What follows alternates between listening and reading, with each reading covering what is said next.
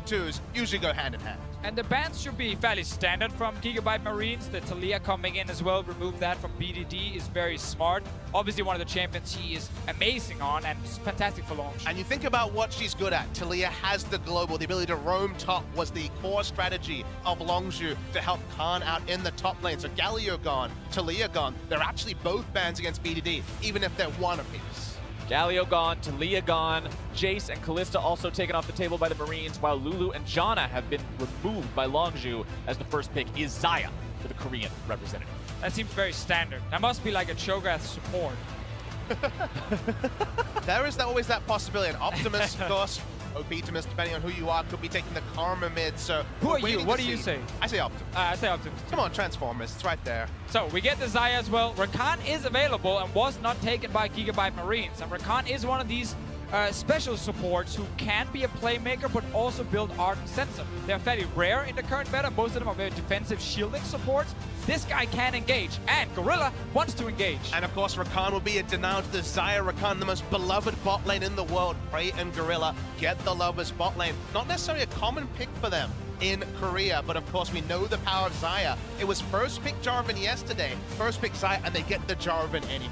Definitely a solid first half of the draft for Longzhu so far here. Gigabyte Marines going to round out their first half by picking up that Tristana that was almost able to find a pentakill yesterday. Slightly denied by his own teammate, but maybe he can do it again here today. Yeah, also Tristana is the best available AD carry against Jarvan specifically. Like, not only can you jump out of that Cataclysm, you can also deny his engage if you're very quick. So it's a smart choice, but I'm kind of scared to see Longzhu get Xayah Rakan and the flex pick Jarvan. Like, that's a lot of power picks for these guys. But you look down Gigabyte Marines and it feels like the end of their draft is more than some of their parts. Even yesterday we were like, okay, you're showing us the Galio's going top lane, that's weird. They made a lot of reveals early that didn't necessarily cement the final five. I look at Gigabyte Marines and I say, okay, so far, pushing. Pushing is there in terms of the draft. They play with a very fast pace in the early game, and Longzhu do as well. So fighting fire with fire is a good choice. All right, going into the second part of the picking phase now with Sejuani, Syndra, Cassiopeia, and Maokai all banned away. Gigabyte Marines have one more to make before giving over the next two picks to Longzhu Gaming. Picking between a couple of different things here. They go with the Lucian. Cassiopeia already banned away. Could have been a pick against Lucian specifically. Famous last words, but maybe the strategy no one saw coming was straight up League of Legends, guys, because so far it's dangerously meta on the red side. But we're still again waiting for the jungle pick for Levi, which is the big one. Lucian adds on to your pushing lanes part you just said before here. Like, normally he pushes every single mid lane early on at least, and especially with Talia already being banned away. I really wonder if we're going to get like a counter jungling pick from Levi that can just abuse these lanes. Throw a name out there, Deficio. I mean, so something we have seen from teams with like a lot of pushing lanes, like there are things like Nidalee you can play. Kayn has been used as well. Mordekaiser. The karma that was picked up at first is so good at taking these slow melee champions like the Cho'Gath and the Mordekaiser and getting them in there. And you know this is cool. You know what the delicious thing is? We had one Mordekaiser in Korea. It was Khan himself playing as a counter pick to the Renekton. This champion works in a 1v2, and I think we're getting spicy. I'm once again smelling a bit of a lane swap because Cho'Gath, while he's not an amazing jungler by any means because it takes a lot of time before he really comes online, he does offer wave clear in the early game. So if your job is to hold in a lane swap with your top laner, Cho'Gath actually works there. It's not a carry pick for Levi, it's actually completely different. So I'm thinking the lane swap for now. Mordekaiser, of course, could just take the 1v1 lane. I mean, lane swap has to be on your lips. It is Archie, has played it in Soul. It's one of those ones we saw. The Mordekaiser and the Urgot were the edge meta picks that we thought, what if, what if, what if? The what if starts now. The what if for this game should be absolutely amazing to watch. Mordekaiser, something that no one expected. Well, I'm sure a couple people probably expected it, but by and large, we did see it in solo queue, fair enough. But heading into this game, Gigabyte Marines are not disappointing already as we're loading in.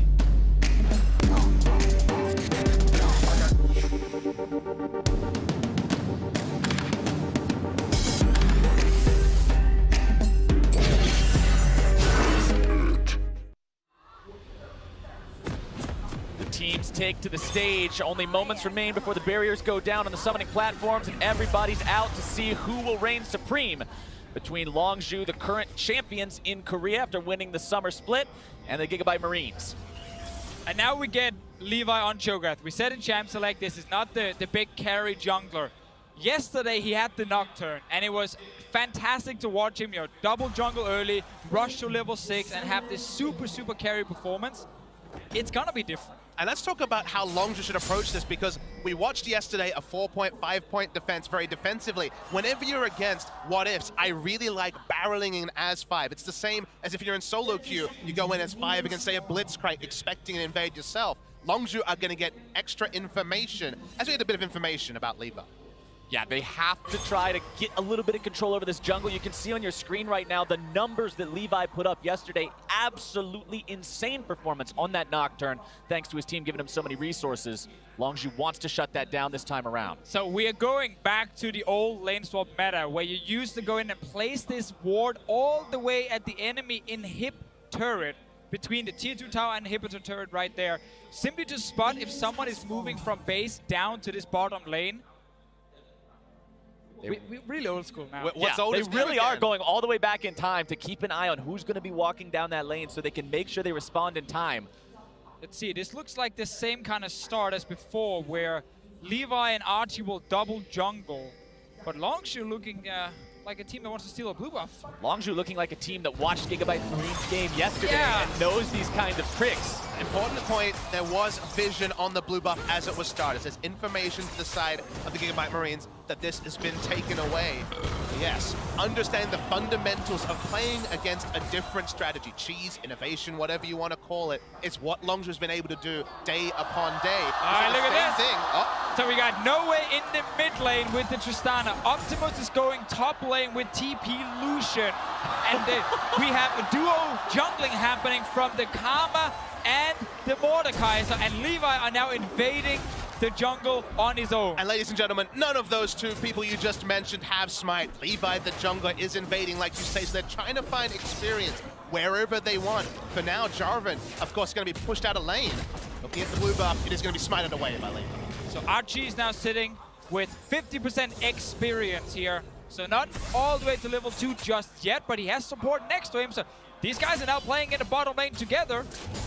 And remember that Mordekaiser gets the bonus EXP even if he's in a duo lane. It's part of the champion's kit. And now it's going to be BDD jumped on Levi using the flash. Not quite able to find the rupture. BDD gets himself away, but it's both summoner spells. Yeah, BDD staying towards the bottom side, meaning that there was no chance for Levi to instantly silence him. Meanwhile, Longzhu, they want to kill that bot lane. Going for a turret dive, both level 1, here we go! See if they can do it. Gorilla's able to find the knockup, the damage coming out. They grab the first blood onto Archie and make it 2. Longzhu. And that's the counterpoint. Remember, yesterday we saw the attempt at the dive, but it was botched. Longzhu do it clean. They draw all 5. They'll get the turret. There's no reinforcements pre-5 minutes, so even though Lucian gets some time, they cannot match the pace. And the most important thing here for Longzhu is the fact they build up this very big minion wave you see on the screen. And as soon as the wave is hitting the tower, they are instantly diving, stopping Archie from getting experience. Teleport comes in from Archie, but now he's found himself in a very rough situation. The turret is gone, Archie is alone, and the damage is there. Prey grabbing himself, kill number 2. And just teleporting back in has such a high element of risk. We've seen so many top laners in Korea, Huni most famously, camped, and they left the turret. They didn't DPS it as fast as possible. It looked so inviting for Archie to come there. He said, I have the flash, I'll be okay. He was far from okay. Trying to return to favor here. Khan sidestepping away from the rupture, keeping himself just fine for now. Khan's enjoying that old school lane swap top lane experience as well. Very little CS, having multiple people trying to bother him while he gets the very little that he has available. Not a great game for him, but a fantastic showing from Longzhu in the bottom so far. And the crazy thing is, this was more of a role swap than a lane swap, because there was technically 2 members with the Mordekaiser in the bottom lane, and that is technically a dual lane you can actually run. Sadly for Gigabyte Marines, Longzhu understands that when there is a level 1 Mordekaiser who can't really get to the wave, you can just tower dive and kill him. And consider also that Jarvan went top, got enough experience for level 2, and that's when the teleport came in. He's level 2 Jarvan, not the level 1 Maokai with Sapling that we saw yesterday. Another crucial factor is we're now going to have a Mordekaiser who's probably going to be pretty slow to get the items going. One of Mordekaiser's big points is the ability to pick up the dragon, get the ghost of the dragon in there. They've already lost their bot lane turret, so Drake controls control is super difficult for Gigabyte Marines to bring back. Falling behind like this early as the Marines, definitely not where they wanted to see themselves. This is a team that does experimental strategies. They go out of their way to come up with different ways to play the game, but those methods can quickly find you putting yourself in a hole if you fall behind. And every scientist knows that when you run those experiments, the first one's not always the one that's going to hit big. It did yesterday. The second one here seeming like a bit more of a mulligan. A 2,000 gold disadvantage. Pre-5 minutes. It might even get bigger here as well. Here's the chase. Gorilla definitely looking to build that lead right now. Cuz coming around as well, takes a big swig out of the keg, throws down another one. Archie trying to keep himself alive a little bit longer. Why has is the BDD heal. here? BDD's showing up just to make sure he can grab some assist money or make it the kill. No, Cuz looks like he might take it instead, but BDD with the kill. This laning phase is like done already, and we're only like 5 minutes into the game. We have Xayah in the mid lane now, Ryze in the bottom lane. Optimus, he's still trying to push this tower, but it's barely taking any damage. You know how we have games where we try to incorporate some information for the viewers at home for solo queue? No solo queue game has ever looked quite like this one. No. The laning phase, which can extend in solo queue, was completely absent here. We swapped around again and again. We have a 0-3 Mordekaiser. This has been a barn burn. And I gotta correct you there, Papa Smith, because I have had solo queue games with the Mordekaiser dying like 3-4 times in the early game, so I've seen some of this before. Also ended up in a loss for the Mordekaiser, and Archie right now is not looking like a guy who's about to win the game. Optimus with a nice flash away from the knock-up from Gorilla, who tries to come top to help alleviate some of this pressure onto Khan. Knocking that summoner spell off of the Lucian may open up opportunities here in the future. For now, it's still a Longzhu game, 4-0 over the Marines, 2,500 gold up. I just don't know what Gigabyte Marines has to do to get themselves back into the game at this point. It's looking pretty dire. Yeah, exactly. Like, when you have these very special, unique strategies, you rely a lot on the early game to go your way. That's kind of where you're surprising people, because once you get to late game, it's a standard game. That will not be different. The fact that Gigabyte Marines have not managed to actually get ahead now and just fallen really far behind means that we're now playing on Longzhu's turn. And there were a lot of criticisms about Fnatic yesterday, saying, oh, they were surprised by the lane swap. Sure, they're set up around the lane swap, seemed a bit late, but they seem to know what to do. Dive bot lane, try to punish the two members there. The extra variable we saw from Longzhu was them actually invading for those super deep wards, 2015, early 2016 style.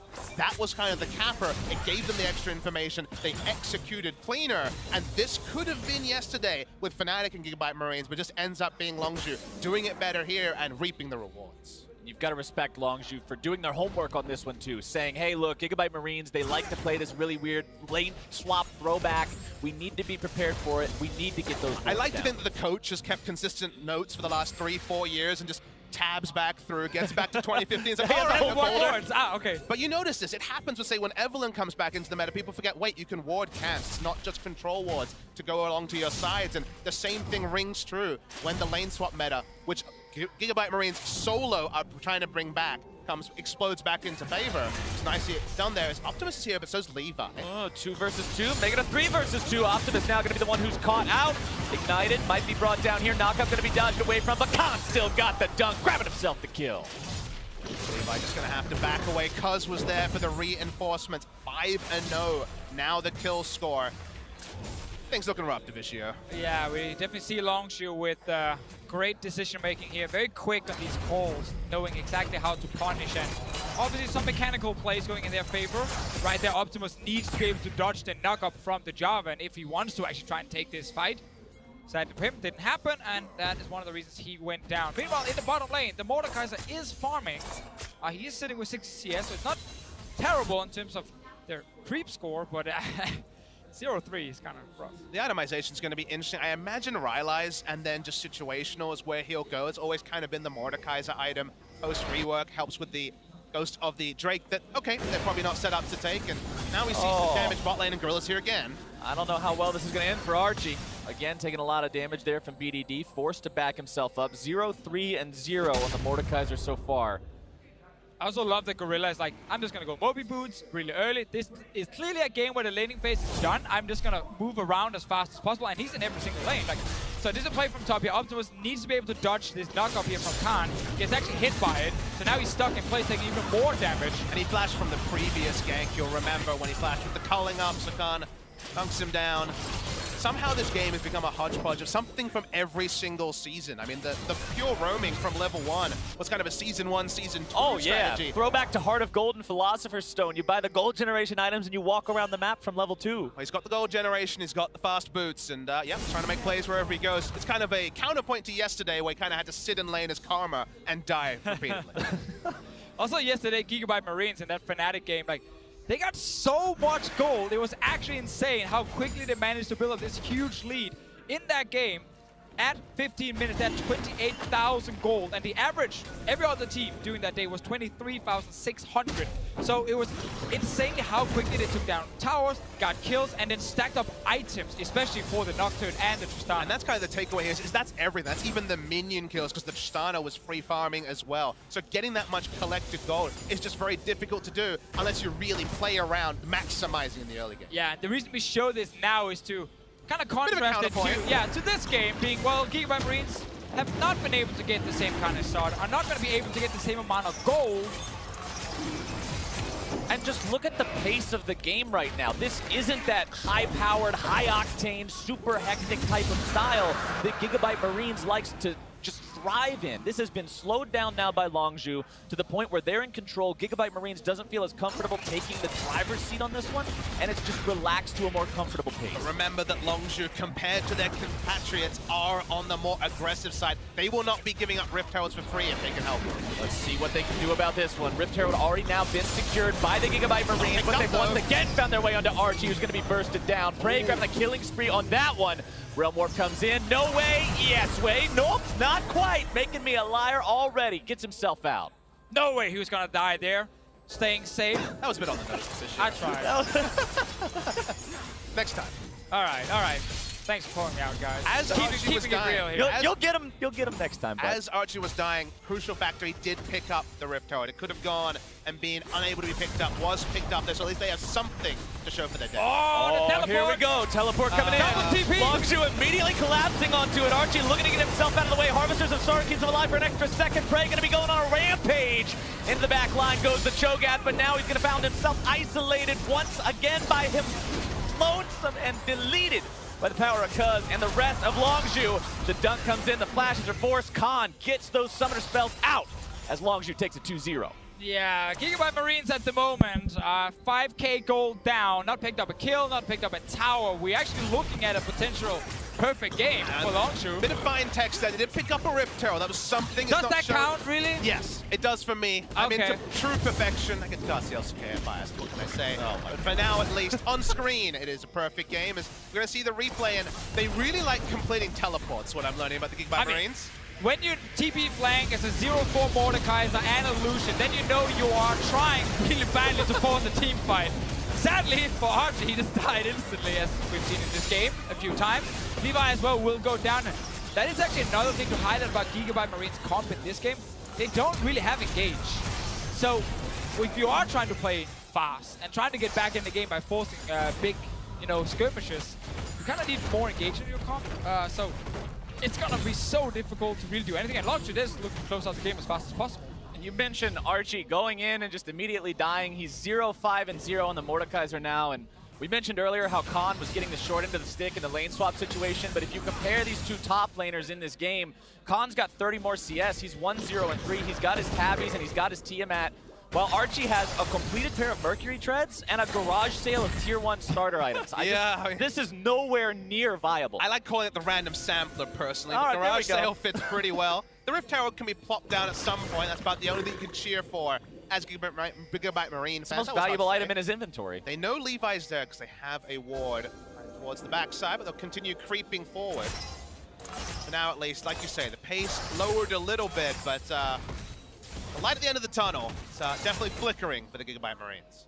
Longzhu so in control of this game. You can see them moving up into enemy territory, setting down the wards so they can make the picks like this. Cuz a killing spree for himself now. Longzhu at the moment, kind of just trying to pick up whatever early towers they can. We got the top lane, one going down. Mid lane is still alive, but once you kill the top lane, you can push in that wave and move down to mid after and just put even more pressure. And Prey and Gorilla might look to fight. Prey and Gorilla so strong this game. 4-0-2, 0-0-9, 100% kill participation for Gorilla on the support. as Archie pops the Rift Herald in the bottom lane, looking to get something out of this. Khan will show up, seeing if maybe he can do something about this, while Prey fights for the Raptors up in his own side of the jungle. Gorilla being forced to use the flash as well. And I want to update real quick, because we mentioned earlier, last time we saw the Gigabyte Marines, day number 1 yesterday, 15 minutes into the game, they had 28,000 gold. Today, they have 20,000. That's 8,000 less than day 1, 3,000 less than the average. It's Longzhu sitting above the average today with almost 28,000 here at 15 minutes. Ton of gold on every single member here. And ready to take whatever fight they want, because every single champion on their side is just stronger. And there's no completed items really to speak of. The Gigabyte Marines, I guess a Cinder Hulk is really all you're talking about. Does that really count? You're going to have to start looking and being half-truths and trying to make things look good for Gigabyte Marines, because Cunningham's been through a bit of a horror movie here for them. Haven't lost all their structures yet, but haven't claimed any of their own. It's a good positive, you know. Haven't lost a tower yet. I'm reaching, Deficio. All right, Prey in the mid lane continuing to apply the pressure. And as these item leads that we're mentioning start to become more and more prevalent, as you can see the Rod of Ages and the Essence Reaver completed on the carries of Longzhu Gaming. As those advantages are built, Longzhu is going to get more aggressive, like you talked about, Papa Smithy. This team will eventually say it's time to pull the trigger, and when that time comes, Gigabyte Marines will be in trouble. Absolutely, and you know, coming back to what Deficio was saying, okay, they don't have engage, so what does Gigabyte Marines comp do? They're really good if they get that Drake, if they set up for a siege with a dragon with double 80 carry, Karma poke, and movement speed, Cho'Gath to poke around. That works, but okay, you need gold to do that. They certainly don't have that. The other problem is you need the vision as well, Deficio. You need to be able to ward your side. Right now, they have lit up, Longzhu I'm speaking about, the red side jungle, and there's just no way to set up for any sort of siege on the side of Gigabyte Marines. Exactly, because before you can even get the vision, you got to be able to push out your lanes. And then Gorilla could be there with a stun. Could be there. Anyone can honestly be there from Longzhu's side. They have so much engage with their team here and so much damage at this point in the game. So every single step you need to take before you can actually secure this objective for the Mordekaiser is unavailable for Gigabyte Marines in this game. They can't even push the lanes out. And talking about Gorilla and what Gorilla has done this game, an interesting point that I've noticed, and it goes back to a bit of what you were talking about in Champion Select Officio, the Ardent Sensor possibility on Rakan. And we know that Karma's a champion that uses the item as well, but just because this game has been so unorthodox and everything has been so upside down, neither one of these champions have found it appropriate to rush that item. I love that observation, because the laning phase ended pre-5 minutes, you're going to pick up the Moby Boots and be able to roam and get the kills. It's 100% kill participation, Secret Agent Gorilla at 009. But the value of a Sightstone when the laning phase is over super early, it's actually really, really high, because you don't have the minions giving you all the information. There was actually a lot of incomplete information, and Sightstone trumps the Ardent Sensor. 9-0, Longzhu Gaming with an 8,000 gold lead, 18 minutes into the game. Levi seeing if he can grab a Rupture onto the bottom lane of Longzhu, but they've both got quick enough feet to just walk right out of the way of that one.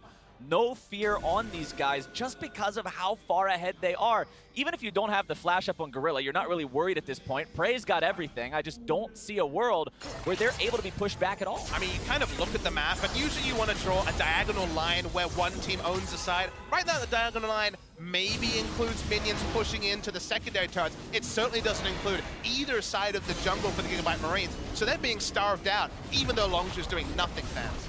But don't worry, Papa Smithy, because Archie finally has an Amp Tome. So he's getting closer to a real item. He's sitting on 1,800 gold. He's going to get a Rylai's when he goes back to base. He's on his way. This is their first crucial power spike for Archie. He's walking to it as well. He's actually walking. Taking his time. I'm getting there eventually. If you haven't gotten it yet, you can definitely spare a few more seconds. Well, he finally gets it. 19 minutes into the game, the Mordekaiser has his first non-boots item completed. Maybe that'll make him a little bit better off, but he's still got one hell of a mountain to climb if he wants to stand toe-to-toe. As the viewers can hear, we are trying very hard to find the positives here for Archie specifically on this Mordekaiser. Usually glass half full play-by-play or an us isn't followed by rip-snorting laughter, but that's where we're at right now. Sorry, guys.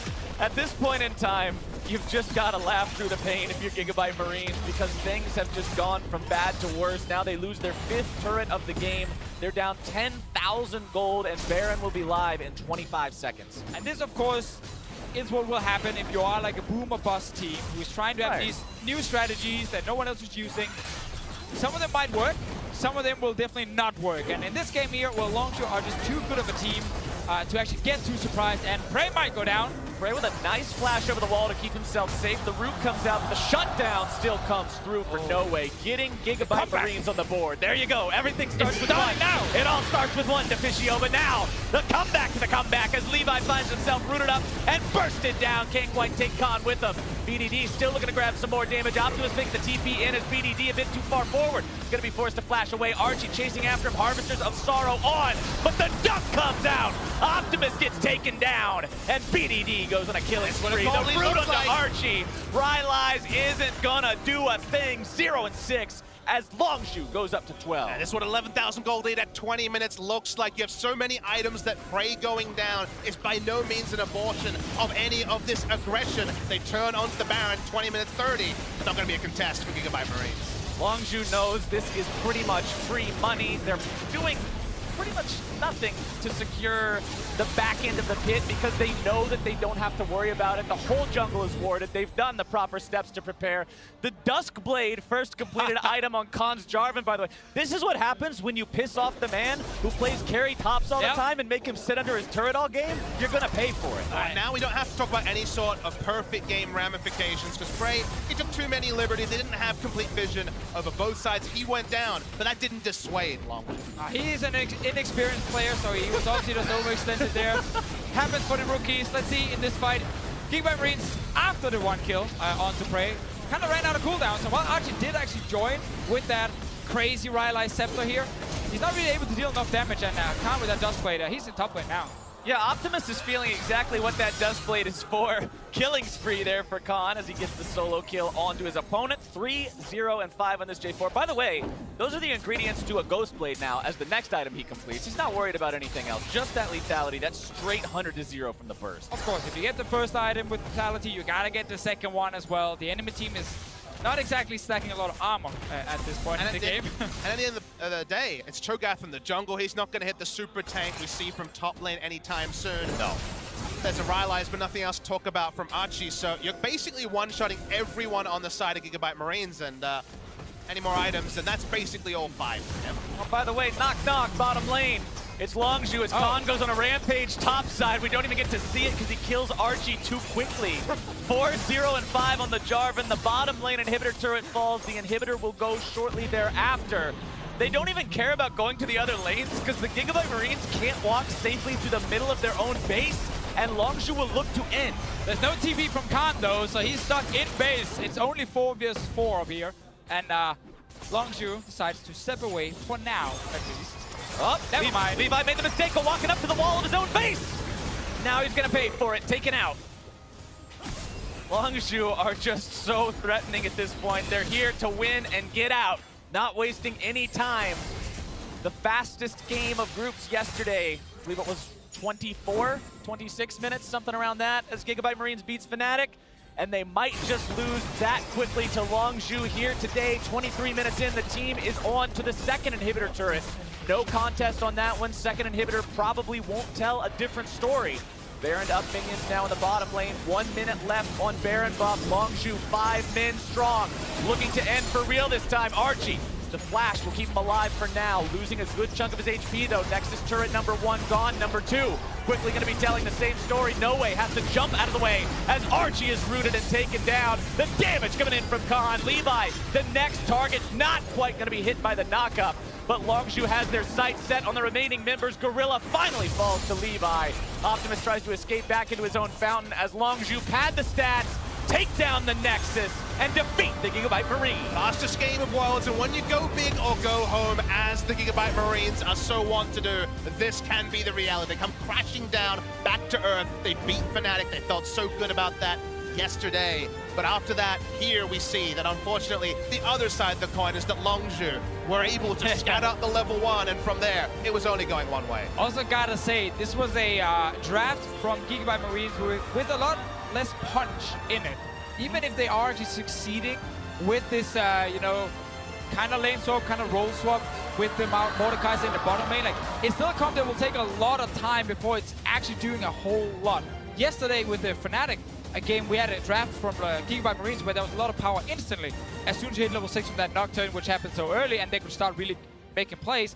Not the same with this draft here. Longzhu obviously responds perfectly in the early game and just shuts it down completely. And you think about it, it was a siege comp versus an engage comp. So even if they hit their power spikes, got a couple of Drakes set up, there was still comeback mechanics there on the side of Longzhu. So there was never really going to be the same inevitability. Whereas yesterday, the Tristana got going and you thought, okay, this is going to be the end of the game for the side of the Gigabyte Marines. So it was an entertaining one, but it felt like 10 minutes in, we were kind of watching the clock. Plus, Levi on something that's not that big playmaker, that big carry, early game like the Nocturne was. Seeing him just sort of jump around on a Cho'Gath and like stomp around. Can you do that one more time? Jump around? Yeah, you got you just stomp around like that, but not really what you expect to see from him. But Longzhu took the lead in Group B with that win.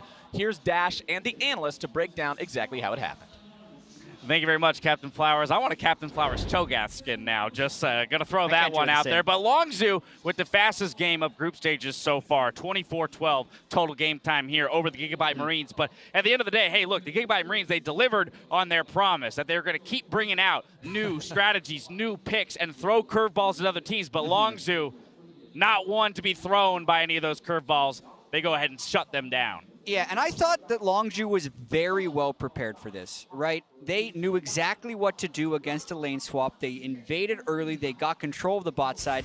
And we're going to watch this because this is actually not that different than what Fnatic was faced with yesterday, even if you switch out some of the champions. Well, it's exactly the way that lane swaps used to be played way back when. You ward your own camp, you see the other side, you invade, you split the map, and the response from Gigabyte Marines here has to be to adapt, to go to the opposite side, but because the turrets have been buffed, you can't do that, so the dive is the response from Longzhu, and they pull the trigger beautifully. And of course, pulling the trigger was so well executed from them, knowing there was no Cho'Gath because of the adaptation once again from the Gigabyte Marines. Getting in here, making this successful means that everything that was planned for the Marines goes completely out the window. And as a result of that, there's no way back into this game. Yeah, the wheels fell off a little bit after that as well, trying to teleport back in as a level 1 Mordekaiser and dying. But I don't want to take away too much from the strategy, so to speak, that Gigabyte Marines were trying to do. I just want to take away from their execution, because I actually like the concept of, hey, get this large wave to crash, help Mordekaiser get some experience in the jungle, power to level 6, get a Drake, try and snowball.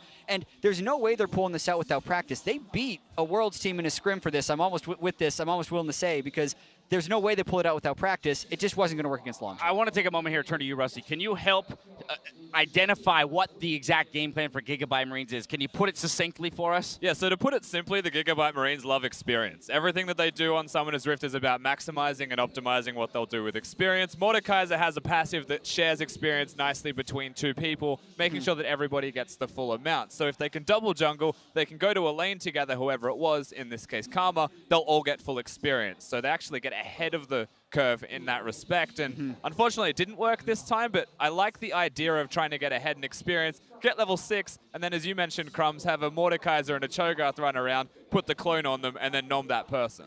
What I didn't like, however, is how similar this was to the game plan against Fnatic. You do the exact same thing, a double jungle, it's a different champion, sure, you go bot side, and Longzhu didn't have to look very far to figure out what Gigabyte Marines were going to do for this one, and it was just a matter of, hey, do the exact same thing Fnatic did, but a little bit better. Yeah, and we're going to talk a fair bit about this because it was somewhat decided on the first 4 minutes of the game, Absolutely. Right? The strategy, so to speak, that the Marines play is mostly the first 7 minutes, and then they just play normal League of Legends, whether or not they have a giant gold lead or not. That's how the Triss got fed against Fnatic. So in this instance, right, the Mordekaiser Karma wave clear isn't the same as the Nocturne Galio wave clear that they had yesterday. So it was, as you said, like just a nerfed version of what they did yesterday against Fnatic. But it as well, it shows very much that Longzhu did do their homework. Yes, they did have the example from yesterday's game, but it requires them to recall back to the lane swap days, to re-practice that, that method of play style in order to come up against it. It's Prey Gorilla. Well, so let's talk about Gorilla in this game, because I do feel like the way the game broke down, it was a dream game for a playmaking support. The early Moby boots, we saw, even though he was still only level 3, level 4, while they were level 7s and 8s on the map,